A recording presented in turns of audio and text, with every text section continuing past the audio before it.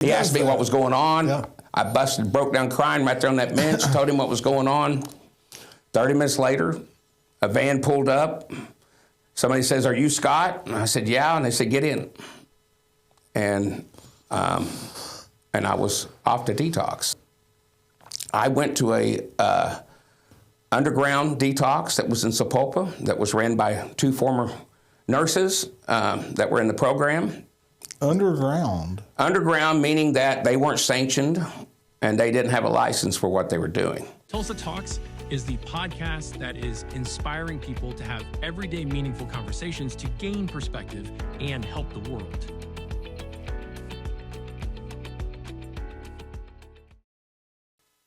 Welcome to Tulsa Talks. Our guest today is Scott Whitefield. He helps people with being engaged in the community of helping drug addicts get off the street, basically. Tell us about it. Where did you get started in this? Why do you do this? Why do you do this? Well, why I do it is I'm a recovering alcoholic and drug addict. I've got a little over 12 years of recovery that I've been clean and sober. I do this work because a little over 12 years ago, I had an overdose, nearly died. You were showing me some little thing that you put in somebody's nose when they're going off into the deep end of maybe dying? Yes. So that product is called Narcan. It's a life-saving device that reverses opioid overdoses. And the one that I showed you that was played today is a nasal spray version of this. They have it also an injectable, and that was what was used on me over 12 years ago. So how do these people use this? You give this to people, or you just have it on your team? Well, we have it on our team, and we distribute it all across the streets. We're averaging right around 1,000 of these applicators on the streets per month in our harm reduction packs. In our harm reduction packs, there'll be a Narcan, a fentanyl test strip to test for those still practicing an addiction to test their drugs to make sure that there is fentanyl or not fentanyl in it. And there's also a new product out here, or a new drug on the streets called xylazine, which is Narcan resistant, very dangerous. It's what I've been told is the second strongest tranquilizer, and fentanyl is the second strongest opioid. So when you're taking 2 of the strongest tranquilizers and opioids, mix them together, it can get pretty dangerous. And so what we find is that the Narcan is still working, but it's taken 5, 6, 7 of these applicators to pull people back from the stronger versions. Can you harm somebody by giving them too much of that? No. The great thing about Narcan is, A, there's no side effects other than it reverses somehow the opioid overdose. It will do nothing to them. It won't get them high. It does nothing. So also, there's a Good Samaritan law out across our nation that protects anybody using Narcan, takes all liability off of you. And like I said, you can't hurt them with this product. You can only help them. I have a slogan that I use on the streets. A lot of people say, "Scott, how do I know if somebody's an overdose?" It could be slow, sluggish breathing. It could be they're passed out, unresponsive, unconscious. But I have an easy slogan that we use. I call "When in doubt, whip it out." Since there is no side effects and since you can't hurt them, pull out the Narcan and use it. You also told me that the side effect of this is getting them out of being high. Yes. So the only side effect is that this will take them out of their high and take them to ground zero again, and more than likely put them into instant withdrawals. So those are almost fighting words. Those are almost fighting words, and I've had them try to fight me over it before, And in fact, I teach this. I go into schools and teach this. I teach it with other first responders and what have you. And that was one of the things that we teach is as soon as you administer this product, get back and wait for a response because, like I said, you've just ruined their high. And usually the response is a sluggish type behavior. When you get that, you roll them on their side, recovery position, and you wait on 911.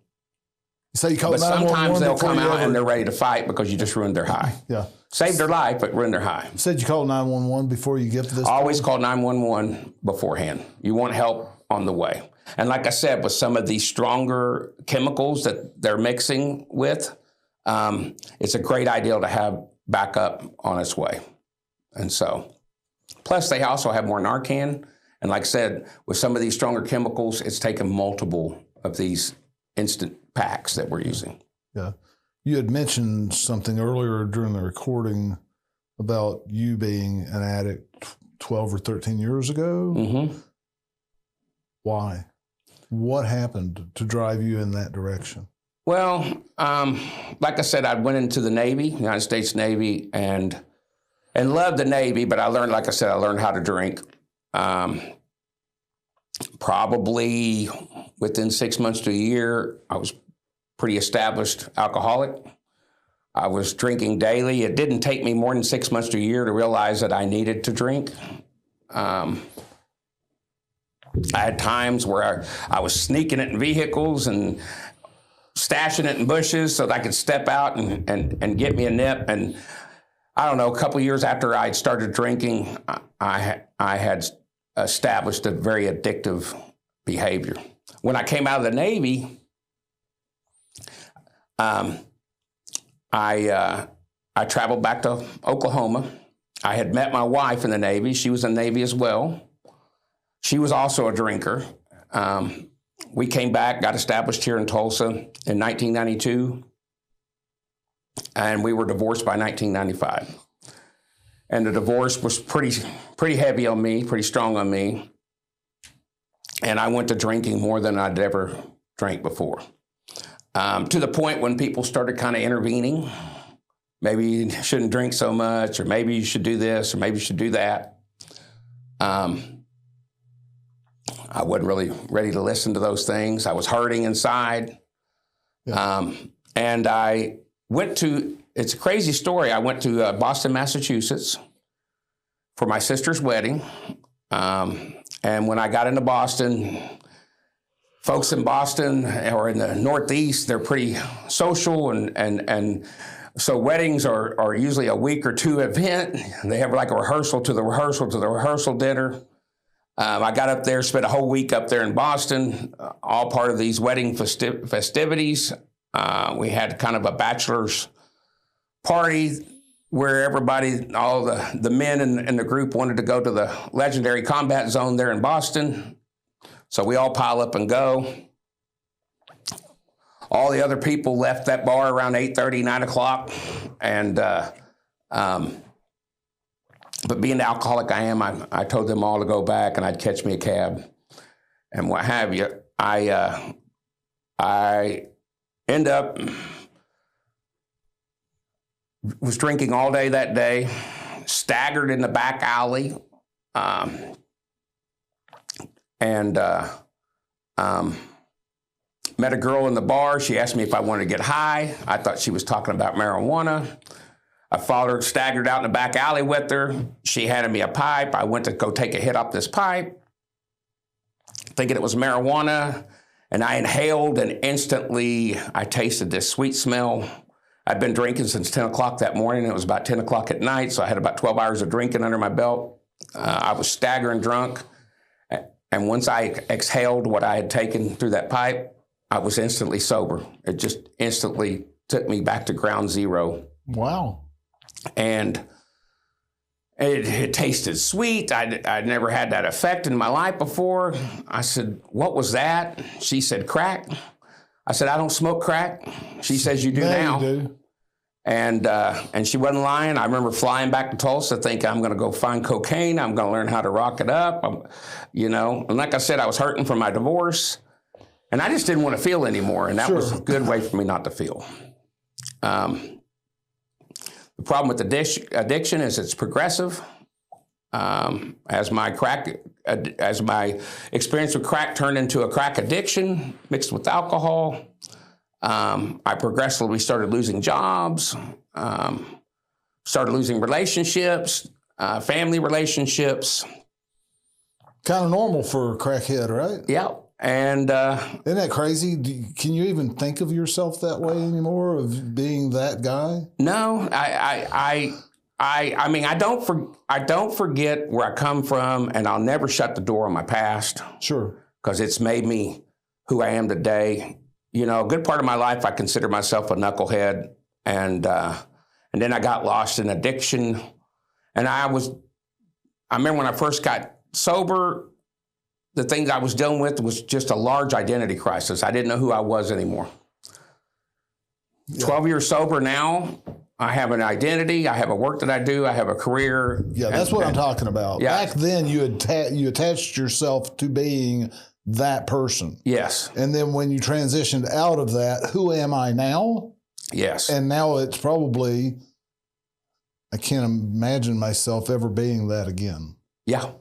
Yeah, and I mean, like I said, I don't get cocky with it because no, that's not what I'm talking about. I know about. One drink or one drug or just one anything. One hard time and turning to the wrong thing can propel a person back into that. Yes, it could. Very quickly. It could. Now, I've spent 12 years of building relationships and going to meetings and building my recovery and building my confidence. And so I feel a long ways from it. Right.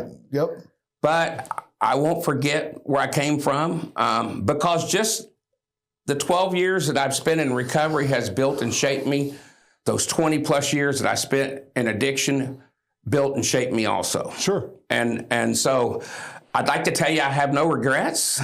I still have a few, but the longer that I'm sober and the longer that I have relief from what was ailing me, the more that subsides. Yeah. And so, yeah. And now you help people come out of what you were in at one time. Yeah. So I work with, now myself and my team, we work with people who suffer from alcoholism and drug addiction, primarily on the streets. Most of my work is with the homelessness, but it's not limited to the homelessness. I have mothers that call me confused about their kids. I have businesses reach out to me.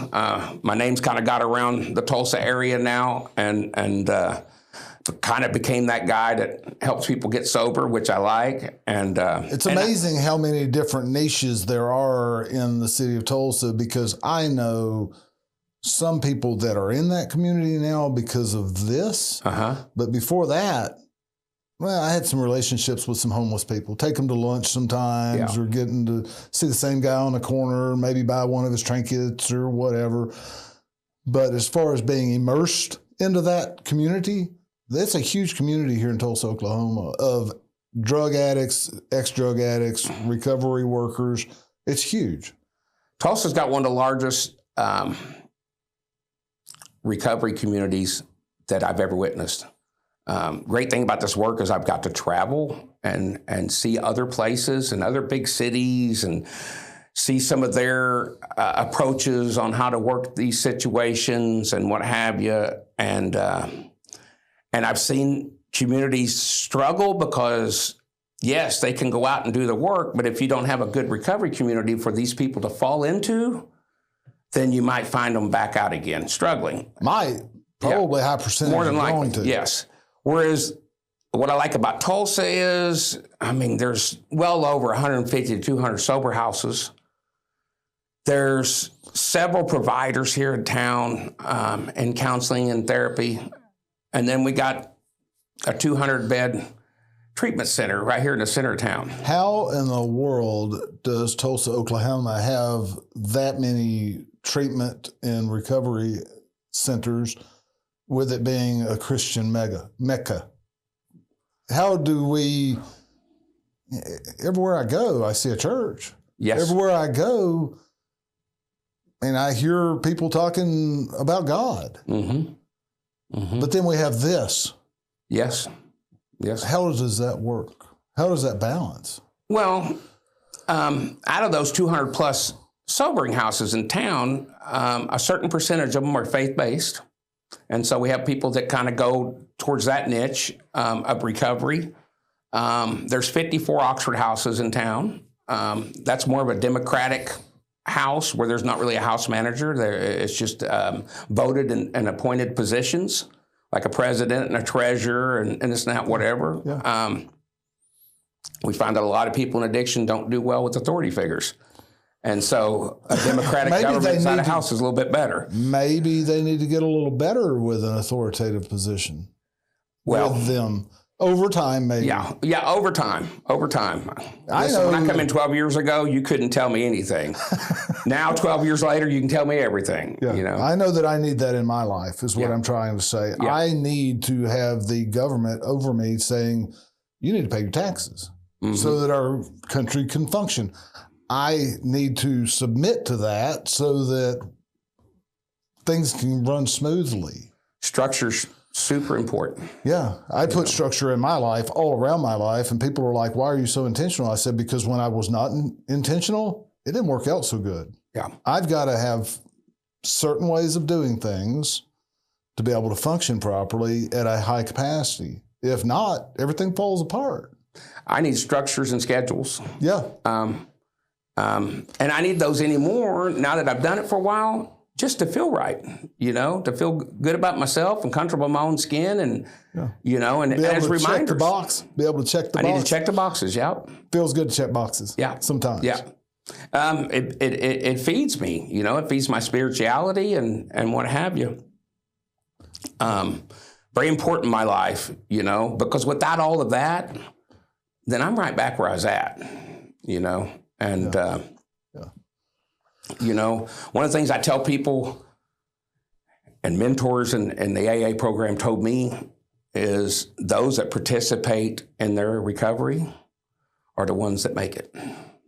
And so you're not going to get this by osmosis, It just doesn't happen. And believe me, I tried that way. I tried every way there was to stop doing drugs and alcohol and was unsuccessful. Multiple treatment centers, multiple different ideas.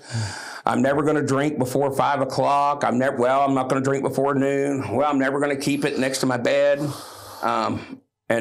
kind of like lines in the sand. And so you're on the beach and you're drawing a line of sand, never going to do this. And then you back up 5 feet, draw another line. Well, I'm never going to do this. Eventually, you run out of sand and there's sharks sitting swimming behind you and you don't have a place to go. And so I had to hit a bottom. And for me, it was nearly dying. And wow. Yeah. So you were like rushed to the hospital in an ambulance or something? Yes. Well, I had somebody, they called 911. They used Narcan on me. Paramedics or EMTs arrived, took me to the hospital.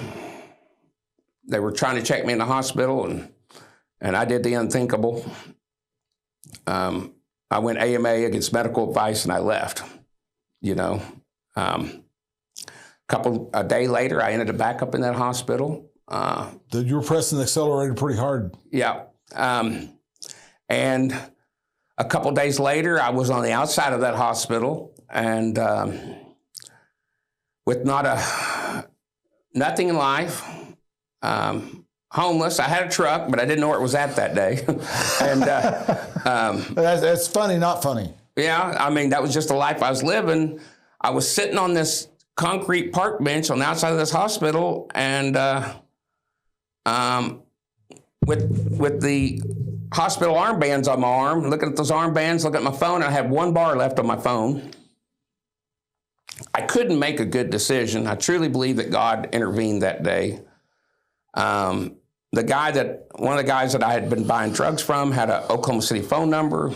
I was beating him in between Oklahoma City and Tulsa.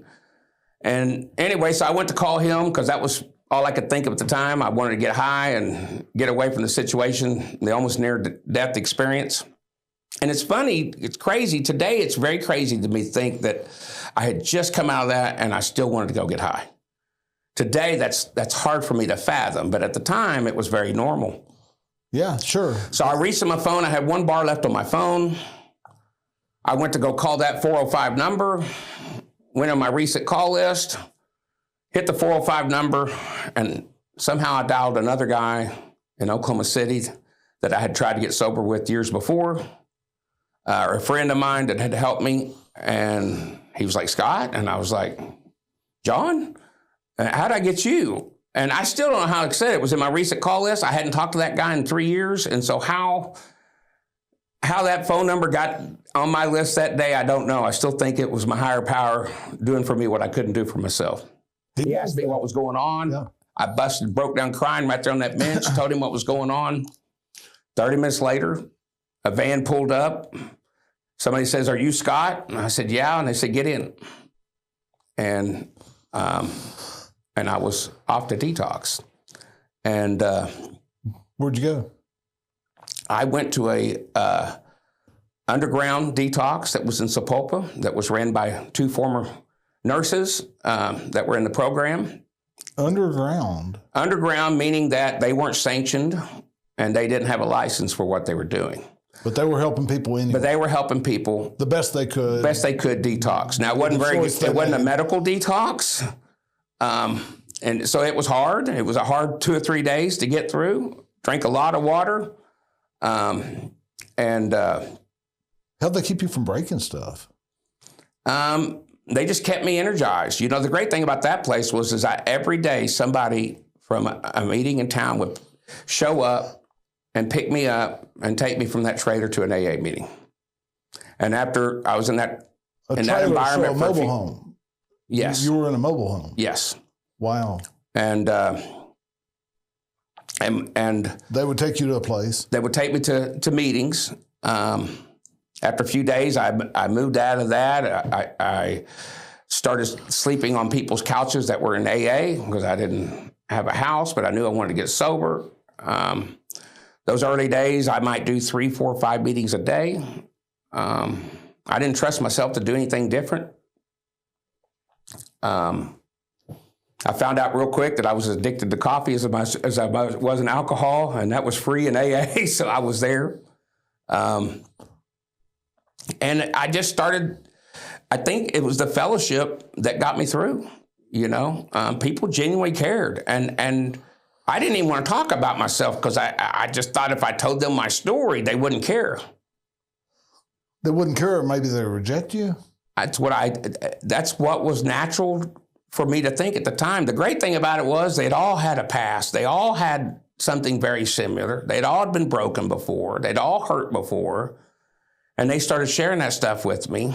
I didn't feel like, you know, a piece of crap. I just kind of started feeling like what an alcoholic and a drug addict does when he's still practicing, you know, and I started feeling better when I wasn't practicing, you know. I didn't trust anything out of this mouth at that time, so I just was all ears with everybody else. And, I'd been put in that position several times before, and I never took it. This time I was so scared of myself and my thinking that I took it this time, you know. Whatever they were selling, I was buying. So you didn't even try to take it before? This was the first time you really ever tried? Well, no, I mean, I thought what I thought I had tried, and I had been to treatment. Mm-hmm. I even had a couple, 2 or 3 runs of sobriety. For a short period of time? Yeah, and so... but what was different about this time? 12 years ago time? Well, I had always been able to lie to myself, and at this time I couldn't no more. Almost dying was a sobering reality? Yes. I couldn't, you know, listen, I always consider myself one of the greatest con men of all time. Yeah. But the worst con of all was conning myself. Absolutely. It's going to be different this time. I can do this. I can drink like a gentleman. I can do a little bit. I can do $20 worth. I can do this. I can do that. The truth is I can't do any of that. And it's okay that I can't do any of that. It's okay that I admit defeat. It's okay that I surrendered to that. You know, I think that, you know, if I went 3 rounds with Mike Tyson and he knocked me down, I'm that type of guy that might be sitting on my butt thinking, I can do this. I can get back up here and fight this guy. Yeah. I know that I'm that guy. Yeah. I know that I am that guy. I am the let's get it done. I don't care what it takes. We're going to get it done if it kills me. Yeah. And that's who you are. And you almost killed yourself. Almost killed myself. But a year into it, what was the difference in like a year later? Well, a year into it was a little bit of sanity. A little bit. A little bit. What were you thinking at that time? Well, can you remember what you thought at that time? Well, I remember when I got my 1-year chip. What I didn't tell you was that the cocaine and the alcohol had progressed into methamphetamine. And when it all fizzled out, mainly what I was doing was methamphetamine. I found the wrong batch. And so a year later, I was still pretty wild in my thinking. I was sober. I was a year sober. I gained 75 pounds in my first year of sobriety because I didn't eat when I was on methamphetamine. So I remember the 1-year chip just thinking, just being happy, and not even being concerned with my weight. I didn't care what I looked like. I just wanted to be sober. I just wanted things to make sense. And if I could bank on any one thing being for sure in my life is that every day that I stayed clean and sober, every day it just made a little bit more sense. Every day I was a little bit stronger. Every day I learned things. I learned boundaries. I learned it was okay to say no. I learned it was okay to deal with disappointment. I learned it was okay to be tired. I spent so much time trying to overstimulate myself, and it was okay to be tired. It was okay to be a lot of things that seemed like before were unacceptable to me. Isn't that funny? Some things that were unacceptable to you while you were getting or being on drugs, yes, are now unacceptable, and vice versa. Yes, and it's crazy. Of course, hindsight is everything. You can only look back, and it only makes sense now. And I make fun of myself at 1 year sober. I make fun of myself at 4 years sober because I progressively have gotten better. My thinking's gotten a little better. My responses have gotten a little better. I'm not as quick to anger as I used to be. And it's just true that God's doing for me what I couldn't do for myself. And that's the biggest thing. I'm not a real religious guy. I'm more spiritual. What's the difference? I know I have my definition. What's your definition? My definition is my relationship with my higher power. That's my definition. Yeah. I get what I need from my Savior. Yeah. I say the difference is in religion is what man tells you. Spirituality is what God shows you. If I'm downloading into you something that God showed me, yes, maybe you can relate to it, but you need to hear it for yourself. Yes. So anyway, 4 years into it, and you are getting better and better and better. And now 12 years, how long have you been doing your job with the outreach to the homeless? And well, I've been doing outreach since 2015. So 10 years. 2 years into it. 2 years into sobriety, you started outreach. I went to work for 12 and 12 when I was 1 year sober. I started out on their floor, working with people inside the treatment center, rehabilitation. And I was a tech, working with people directly on the floor. And after about 3 or 4 months, those around me realized I might have a gift of gab. They started telling me about this new cool, or not really new to them, but they had a position open that they had filled, but they didn't have somebody working that spot anymore. And it was called outreach. It worked off a little $50,000 grant for HIV and Hep C testing and linking people for care.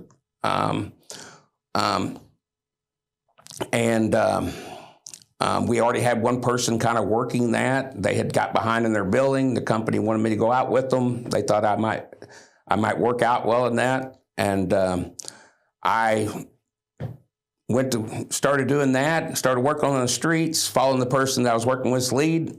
After a few months, she went to work for another company. They just said, "This makes sense. Do you want this job?"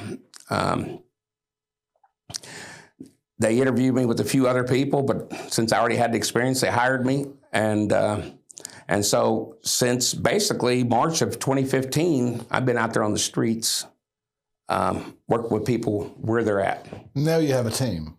Now I have a team. So for years, I worked by myself.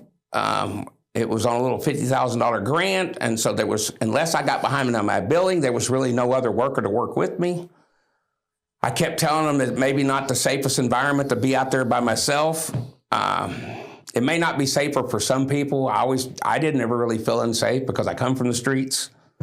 I know what it's like to sleep in camps and sleep in your truck and sleep behind here or this and that and whatever. I know what it's like to fight your way out of a sleeping bag at 3 o'clock in the morning when people are trying to rob you. So I was accustomed to it, but I could see how it could be dangerous for others. So I started begging my company, "Hey, I need somebody to work with me out here." And finally, during this time also, there's another entity that is with Grand Mental Health that used to be 12 and 12 called the Tulsa Sobering Center. That is a jail alternative where the police bring people that are either high or drunk, and instead of taking them to jail, it's an jail alternative program. They bring them to us. We keep them for 10 hours, sober them up, call them a cab. The city of Tulsa pay for a cab ride for them up to 5 miles. And so that opened in May of 2018. So I was doing that and running and doing outreach. I took over managing that program. I'm proud of that program. We started in May of 2018. We're still up and running with that program. We've kept a little over 5,000 people from going to jail since May of 2018. So I was doing work in both. We had hired a replacement for me in outreach. She was out there a year or two, and our company came to me and said, and she had left our company, and they said, "Can you get an outreach team going again?" And I said, "Yes, on one condition, that we hire 2, because it's not safe with 1. So I got my first 2. That was basically in early 2022. Our company merged from 12 and 12 with Grand Mental Health. They brought a little more money and stability to our program. We were able to hire 2 people, and we took that from starting out with the 3 of us in 2022 to now I have 20 of us. Wow. We went from having one little Nissan Altima that we drove around handing stuff out to now we have 2 15-passenger vans, a new Toyota Seneca, and that same Altima, we got 4 vehicles, and we drive around the streets of Tulsa 24/7. We expanded that from a Monday through Friday, 8 to 5, to a 24/7 around the clock.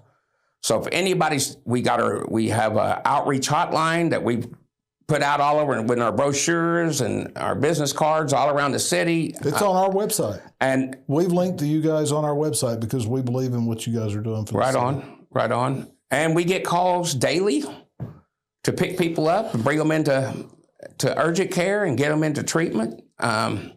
This team right now is averaging 80 people a month into urgent care. A little over 50% of those, 42 a month, are going into a 30-day treatment program.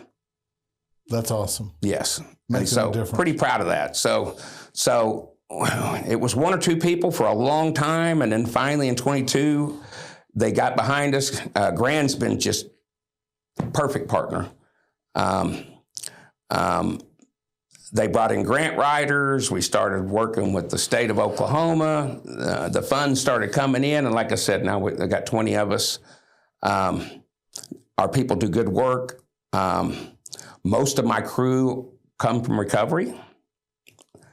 I find that they do the best work in the field because they have something at stake.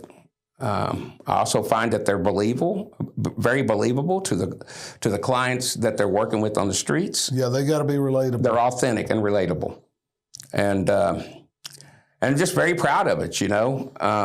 They probably don't go in with trying to fix somebody, so to say. They go into trying to help somebody. Yes. Well, and the thing is we work our program through consistency. A lot of people view us as driving around this van and we jump out of the van and grab a guy and say, you're going to treatment.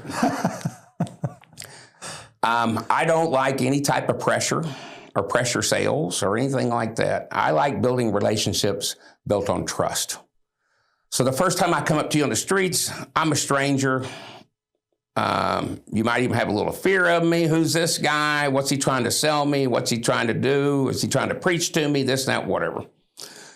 Second time, I'm a little bit more familiar. The third or fourth time, I'm not quite a stranger anymore. I might still be annoying, but I'm not a stranger anymore. My team hands out food and water on every engagement. We average about 3,800 engagements on the streets a month. We source a lot of food. We got a lot of people that donate food to us. We create food bags and hand those out. So that's kind of our icebreaker. So we build trust handing out food and water and life-saving devices on the streets. A good part of our conversations aren't even about their addiction or going to treatment. We just want to get to know people and hang out and talk and what have you. I always tell my people, we shouldn't even be talking about it on the first couple, 2 or 3 times. We need to be getting to knowing somebody. Right. Yeah. The great thing about using people that come from recovery, all my people are certified peer recovery support specialists. So they're really good at telling their story. Those stories are worth their weight in gold on the streets. And like I said, it may take 10, 15, 20 times that we've talked to an individual because we're building trust. So they finally say, hey, man, I want to try to do this. So you guys just ride around having conversations all the time? All the time. That's all we do all day long is just sharing our experience, strength, and hope on the streets, and hoping it'll make a difference. And what we've seen so far, it's making a big difference, 427 people off the streets went into a 30-day program last year for my team. And that's huge, That is huge. Just by going around, riding around, talking to people and getting to know them, showing them that you care enough to interact with them more than once, no pressure, meeting them where they are, developing that relationship, and giving them some sort of hope because your guys have been through what they're experiencing. Yes. What a beautiful story. Yeah. Yeah. And the great thing about it, it's an easy story, They don't have to add to it. They don't have to take away from it. They just can be honest about the experience that happened to them. Yeah. And it's very relatable on the streets. Yeah. Well, Scott, sounds like you and your team are doing a phenomenal job. Well, thank you. We believe in what you're doing. Like I said already, your hotline is on our website, and you're a big deal in town. Well, I don't know about a big deal, but I hope we're making a difference. 427 people last year going through a 28-day program. That's a big deal. That's a big opportunity that you're actually doing something for them instead of just talking about them.